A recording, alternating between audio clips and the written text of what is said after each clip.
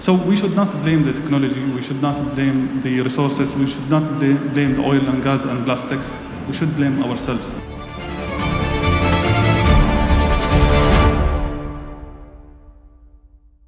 Hello everyone, welcome to this exciting panel discussion at the Forbes Middle East Sustainability Leaders Summit. We have a very special panel today featuring 6 remarkable young minds who will be engaging in a meaningful conversation with His Excellency Dr. Thani bin Ahmed al-Zeyoudi, the Minister of State for Foreign Trade in the UAE. These young leaders are the voices of the future, and we're looking forward to hearing Your Excellency's perspectives on sustainability and the world we want to build. Without further ado, let's dive into the discussion. Your Excellency, let me start by asking the first question. What does sustainability mean to you personally, and why is it important to our generation? Well, it's really a pleasure to be in this panel with the future generation and the future leaders of sustainability. So now, thank you so much for leading this panel, and I'm sure you'll be one of the main players globally when it comes to sustainability.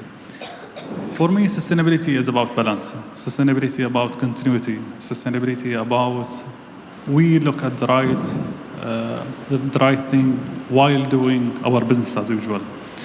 Unfortunately, looking at what happened in the last few years, sustainability has been dragged into a level or to a direction where it has been totally misused and been dragged into the direction or to an angle where many are cornered to define sustainability the way that others want us to define sustainability with. So what I want from you guys as young leaders, I want you guys to see sustainability and define it the way that suits you, suits your future, and suits your nations. And for me personally, when it comes to sustainability, I want to make sure that there is a continuity in the resources, ensuring that we live into the ecosystem and environments that we want our future generations to have the same or even better. And we want the future generation to have even more accessibility to the technology, to the resources, to the facilities, as well as having much more better life than the life that we're having nowadays. Thank you. Now I'll be passing on to Tamara.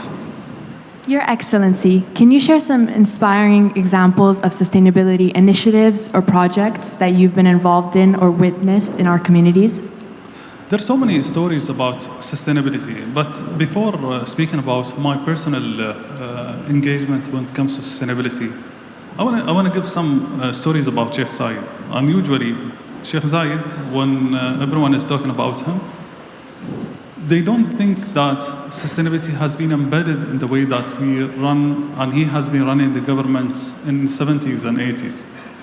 And one of the stories which I want you guys as young generation, and even for our guests who are here, to look at, His Highness during his visits around the world, he always capitalized on the resources and how he is going to use them in boosting the economic growth in those nations. And indirectly, he's affecting who? The people. Some of the examples here. His Highness was in Africa, and in particular in one of the countries which very well known nowadays with the chocolate production, the cacao, the raw material for cacao, Ivory Coast. He, during the visit, he asked what is the main source of revenue for that nation. And they told him that the farming, the agriculture. He asked which plants or which tree that they're focusing on. They said, okay, their main production is cacao and the cacao trees, but now it's dying because the farmers are not interested in continuing it. They want to switch to another products which they see more valuable with. He said, no, I'm going to ensure the investments in cacao trees. And guess what happened? Today, Ivory Coast is producing 25% of the global chocolate raw material because of the investment which he did in early 80s, when even before I got born. So imagine how he was thinking about sustainability and directly affecting the people on those nations. Coming back to the stories that we have here in the country, I'm very fortunate to notice the establishments of Masdar. And believe me, Masdar story was not easy and straightforward. It was a very tough one. And we had huge resistance. And allow me all who were coming from oil and gas and colleagues from the region, we were called the Western minds who came and going to ruin the oil and gas industry. Why? Because we started the renewable energy company. But now, after almost 15 years, guess what is happening? The UAE is one of the top 5 investors in renewable energy globally because of something which we started 15 years ago. And at the same time, is our production when it comes to oil and gas reduced? No, it's almost doubled.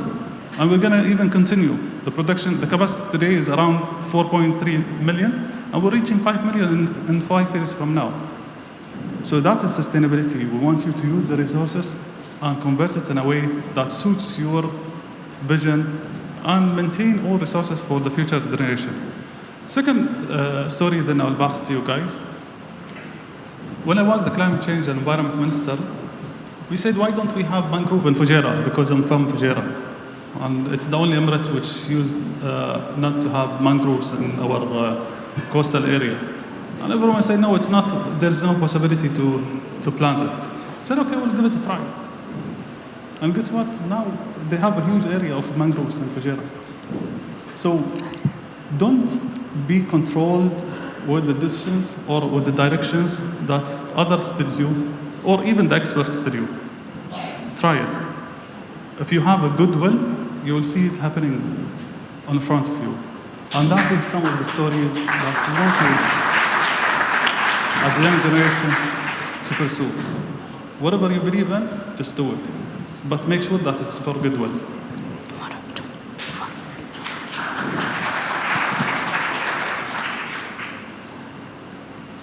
Thank you. Now, Walid. What is the secret to making sure there is always food for everyone in the world? It's a very tough question. I really don't know how we want to make sure that there is an availability to everyone. See, when it comes to the not only food, but also the resources to everyone, we all born with certain conditions around us. And we have to believe that we've been born with a certain level of availability of resources around us. How we're going to use those resources is going to be up to us and up to the community to run those resources. How we're going to ensure the continuity, we have to ensure that we're using the right technology, we're using those resources right, and we have to ensure that we always think about tomorrow. Many of us and many of the businesses are always thinking about how we're going to maximize my profit without thinking tomorrow. No, we have to ensure what is going to happen tomorrow as well to make sure that the continuity is there. I know that question is about food, but let me go back to oil and gas. And our oil and gas, we're one of the main global players when it comes to oil and gas. But our oil resources, our reserves, can sustain at least for 100 years from now. And that's the message here. How we're going to ensure that our resources is going to be for not only the next generation, the 3rd or 4th generation from now. And coming back to the food. Food is having a big challenges when it comes to the extreme weather conditions, floods, droughts, etc. But we have to try the technology. I'm going to come back to some of the stories that Sheikh Zayed did in the 80s. In 1981, Sheikh Zayed, the founder of UAE, piloted the solar pumps in UAE University in Al Ain. And after that pilot, he instructed the experts and the scientists to apply the solar pumps in his palace in Al Ain. 2 years later, he heard about the droughts in Eritrea. And the drought is affecting badly the agriculture sector. And the farmers cannot pump the water up to the hill because some of the areas cannot have accessibility to water. So in 1982, early 1983, he instructed the scientists and the experts to take some of the solar pumps from Al Ain to Eritrea to ensure that the water reach those area where there is no irrigation, there is no water accessibility. And he managed to do it. And agriculture, or the farmers, managed to bring their production back. So it comes back to us how we're going to capitalize and use the technology and adopt it to the way that we wanted to serve people. And that's another message. You guys have accessibility to technology, which even our generation did not have at early stages of our lives. We want you to use those technology that is going to have a huge impact on the life of people. How do we keep our ocean clean? Well, the ocean cleanness is very critical, and it's one of the most difficult question to be answered. It's a great question. Unfortunately, we just see the coastal cleanness or dirtiness that is there on those locations. But in reality, we don't know what's happening in the ocean, what's happening far away from the lands and from our accessibility. It's the responsibility of everyone to ensure that our water is clean. And without the ocean, there is no life. If people are saying that there is a huge number of species and lives on land, we're just overestimating this number, because the number of lives and species that are on oceans are way higher than the one which we see on land. So if we really want to think about the life of species and the continuity of our existence as a human being, we have to ensure the cleanness of the ocean. And we have to do it ourselves. Are we ensuring the cleanness of the area that we're visiting while visiting the beaches? It's up to us. Are we, as the business people, applying the sustainability and some environmental measures into the running while we're running the businesses? It's up to us. And how we're going to ensure that the ocean and the water is clean for the protection of species is going back to us as a human being. So we should not blame the technology, we should not blame the resources, we should not blame the oil and gas and plastics. We should blame ourselves and blame our behavior as a people. So if we manage our behavior well, it means that not only the ocean will be clean, the whole planet is going to be clean. As we look ahead at the legacy we would like to give to our future generations, what message or advice would you like to give to your peers or fellow leaders who are working towards a more sustainable world? We have to do our job, and we should look at the bigger picture. When it comes to environmental issues and the sustainability, we always been directed to a certain area, and we've been chatting while walking to the hall in the morning. Did we do the right thing while banning the plastic bags? Personally, I don't see it the right decision, because we're causing more issue. Now we're forcing people to buy much worse plastic bags from the market. We did not ban it. It's still available, and the quality of the plastic bags that are available in the market are much worse than before. Why? Because we just impose certain fees, which encourage many of the manufacturers to play with the system to reduce their cost, and at the same time they're still continuing selling the plastic bags. So for us as executives, wherever we are in our positions, we have to look at the bigger picture. If we really mean sustainability and continuity and environmental aspects, we have to ensure that we're doing the right thing, and we're not doing it only for the business revenues. We have to do it for continuity, we have to do it for protection of the resources, and we have to do it for better life for the future generation. That is from our side. But let me look at from the other side as well. What we have to do as well as executives in different parts of the world. We have to ensure the young generation are doing their studies. I've been engaged with many activists, and some of the young activists, they stopped their studies. And many are encouraging them to continue being an activist and going against the government representatives or companies, etc. But looking at them, they stop their studies. It's more harmful. That's the bad example. If we're going to ask the activists to stop their studies, to go and attack and do demonstrations, and encourage the others to do the same, what's going to happen? We're going to have a huge number of young generations who are going to stop their education and studies. No, we want you to continue your studies. We want you to be engaged, but at the same time, our responsibility to ensure that you go to your studies, because that is sustainability for you. We want you at a certain age to do your job and to continue whatever we started with, or we did not do. We want you guys to come and fill that gap and start doing it. So one of our main responsibilities is to ensure that we encourage you as a young generation to continue your educations, because without the knowledge, we will not be able to achieve even those global ambitious targets.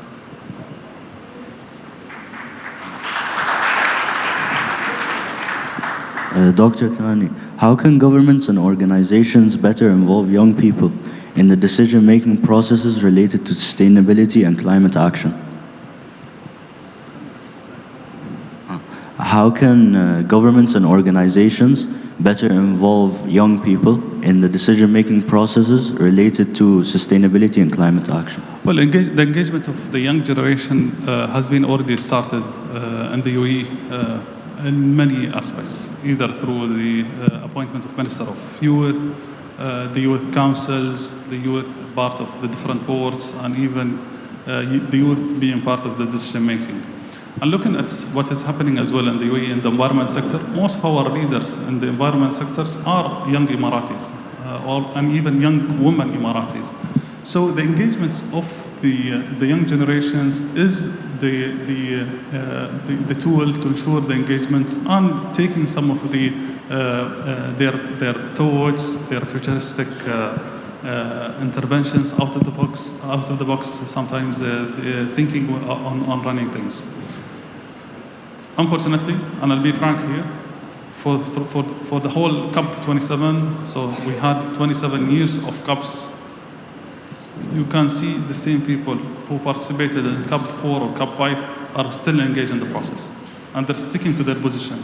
And this is the issue. They're looking at the issue similar to the way that they've been looking at it almost 20 or 22 years ago, 22 years ago. And that's why we did not move anywhere. And they're sticking to the same directions. They think that whatever thoughts was in 2000, 2001 are applicable now, and it's not the case anymore. We, as host of COP28, we're ensuring that there is an institution of having a special envoy a youth special envoy on climate change, and hopefully that's going to be one of the outcomes for COP28. And we're ensuring that there is a huge youth participation. We did good training programs and engagements so far, and we're working with the UN in the engagements of young leaders around the world to be participating and taking this topic forward.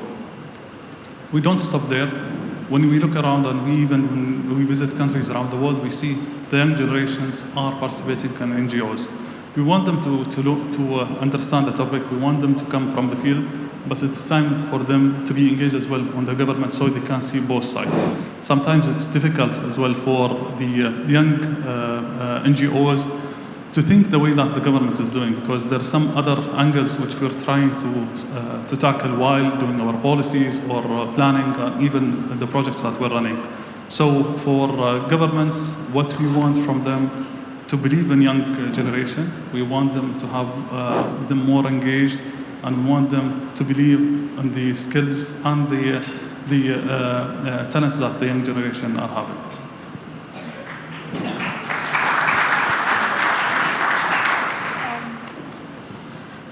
Your Excellency, as a government, Dr. Thani, as a government leader, what steps do you think young people can take to influence on sustainable policies and practices? Well, there are a few things that we're expecting from young generation. The first one, I said it before, we want you guys to continue your studies. We want you to ensure that you do your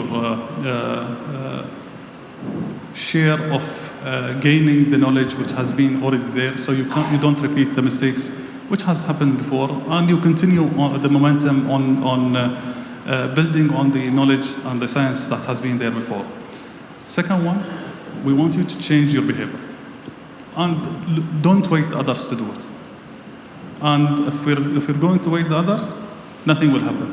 Start yourself. Start from yourself, start from your home, start with your friends, and then the cycle is going to get bigger and bigger. And the third one, you have to engage. And the engagement has to be in very modest, non-disturbed way. We don't want the young generation to go and break the communities and destroy whatever has been built, because that is going to be more harmful to the economies and to the governments and the infrastructure rather than pushing them forward. And the fourth one, which is the tool that you guys are having. You guys are very tech-driven generation, and we want you to use that in improving the way that we're running things. Well, another thing when it comes to young engagements, we want you guys to look at things from different way that we're doing it. And I'll give you an example here. Now, with this new era of digitalization, everyone is talking about data protection and data rights, etc. But in reality, it's way bigger than that. Same thing with sustainability. Everyone is talking about we have to stop oil and gas, we have to stop the pollution, but it's way bigger than that. Let's imagine that there is no oil and gas today. What will happen in this hall? We'll just go dark. It will be hot. And we'll start hitting each other because there is no oil and gas. But how you guys as a young generation can ensure that this oil and gas that is produced is more environmentally friendly? By using the technology, by bringing the best practices to the table. We want you to ensure that whatever happens somewhere can be adopted and tailored to our own conditions. We don't want you to copy-paste. We want you to use it the way that suits your future. And this is the message which I want you guys to end up with. Use your talents, use your skills in fixing and sort of coming up with a solution rather than going extremely to destroy the situation. Thank you. Thank you. Does anyone else have any other questions to ask? Me. Why is it important to recycle our toys and the things we don't need anymore? Why is it important to recycle our toys and the things we don't need anymore? Recycling is critical, and recycling is part of the resources protections and reducing the over-consumptions of the resources. We're living in an era and in a period where we're always using the resources way much higher than what we need. And automatically, what is going to happen? There will be huge waste. An example here. Do you know that most of the waste that goes to the garbage, almost 50% of it is organic food? It comes back to your earlier question. On the food, 45% to 50% of the waste that goes to the garbage in this region is coming from food. Because we're overusing the resources. We're overusing the commodities around us. We're using much more than what we need. And it's very critical to ensure that we're recycling those products. An excellent example of how we're going to recycle the different products to our own favor and tailor it to our condition is the Singaporean model. Singapore does not have water. They're very short in water. They're very dependent on their neighborhood to bring their water. So they buy water from Malaysia. But they managed to transfer this to an opportunity. They're filtering and they are recycling the sewage water, and they did the whole processing to a level where they can drink back the water. So they have the issue, they did the recycling, and now they're having the technology which now they're exporting to the world. So it's very critical to recycle products, recycle materials, and ensure that it suits the solution that for the challenges that we're having in our community. Thank you. Anyone?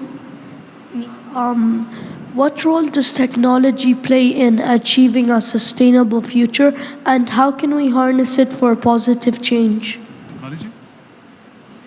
Technology are always a way of pursuing our agenda, no matter what we're doing. And if we're talking about oil and gas, for example, carbon capture and storage is one of the way where we reduce the emission from oil and gas, and we continue that business. And renewables, solar PVs has been introduced, and now we're moving toward more efficient solar PVs. Wind turbines, and it's a very interesting story which I want you as a young generation to know, and how we're tailoring the technology. And one of the projects which we developed in one of the islands in the Pacific called Samau. Samau is very well known with hurricanes and tornadoes from time to time. And they reach out to us, they want to have power and renewable energy projects. They came up with a proposal, and what we did, we told them no. Because of the weather conditions, we're going to bring you a technology from France. And this technology is a wind turbine. But it's not a normal one. It's a wind turbine which can be bended. So they can put it down during the hurricane, and when the hurricane is over, they put it back, and power is back to the grid. This is how we have to ensure that those technology is not copy-pasted. Technology are suiting our own conditions. And what we expect from you as a young generation to ensure that those technology are suits our social aspects, our economy, our countries, and our weather condition, and suits your future as well as young leaders, inshallah. Anyone? Me. What's your message to our generation? Study, change your behavior, change the others' behavior, engage, and don't be afraid of using technology.